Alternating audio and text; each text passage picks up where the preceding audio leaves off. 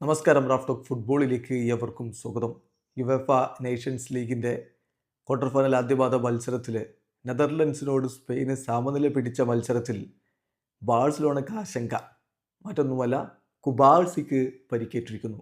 പരിക്കേറ്റ കുബാഴ്സിയെ ആദ്യ പകുതി അവസാനിക്കുന്നതിന് മുമ്പ് കോച്ച് ലൂയിസ് ഡിലാഫ്യൂണ്ട് പിൻവലിച്ചു. അതാണ് ഇപ്പോൾ തീർച്ചയായിട്ടും ഒരു ആശങ്കയുണ്ടാക്കുന്നത്. ഈ മാസം 27 FC ബാഴ്സലോണയ്ക്ക് മത്സരമുണ്ട് എന്ന കാര്യം കൂടി ഓർക്കുക. അങ്ങനെ ഇരിക്കുകയാണ് ഈ പരിക്കിൻ്റെ വിഷയത്തിൽ ലൂയിസ് ഡിലാഫ്യൂൻ്റെ ഒരു വിശദീകരണം നൽകിയിട്ടുണ്ട്. പാവു കുബാഴ്സിക്ക് ഒരു സ്മോൾ സ്പ്രെയിൻ മാത്രമേ ഉള്ളൂ.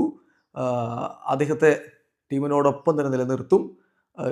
സൺഡേയിലുള്ള മത്സരത്തിന്, അതായത് യുവേഫ നേഷൻസ് ലീഗിൻ്റെ ക്വാർട്ടർ ഫൈനൽ രണ്ടാം പാദ മത്സരത്തിന് ടീമിനോടൊപ്പം അദ്ദേഹത്തെ നിലനിർത്തും.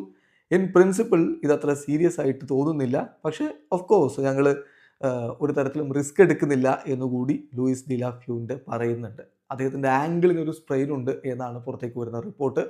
ബാഴ്സലോണയുമായി ബന്ധപ്പെട്ട് ഇപ്പോൾ സ്പോർട്ട് നൽകുന്ന വിവരം, ജെറാർഡ് മാർട്ടിൻ ആയിരിക്കും സെൻറ്റർ ബാക്ക് ആയിട്ട് ഒസാസുനയ്ക്കെതിരെ കളിക്കുക.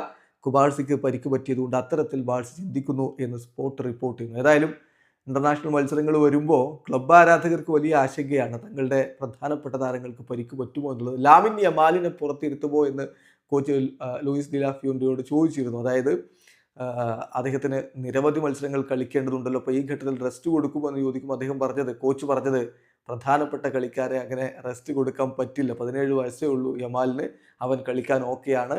അങ്ങനെയുള്ള കളിക്കാർ എപ്പോഴും കളിച്ചുകൊണ്ടിരിക്കാനാണ് താല്പര്യപ്പെടുന്നത് എന്നായിരുന്നു. ഏതായാലും ഇൻ്റർനാഷണൽ ബ്രേക്ക് പലപ്പോഴും ക്ലബ്ബുകൾക്കൊരു ആശങ്കയാണ്. വീഡിയോ അവസാനിക്കുന്നു. ഫുട്ബോൾ ലോകത്തെ കൂടുതൽ വിശേഷങ്ങളുമായി റാഫ് ടോക്സ് എത്താം.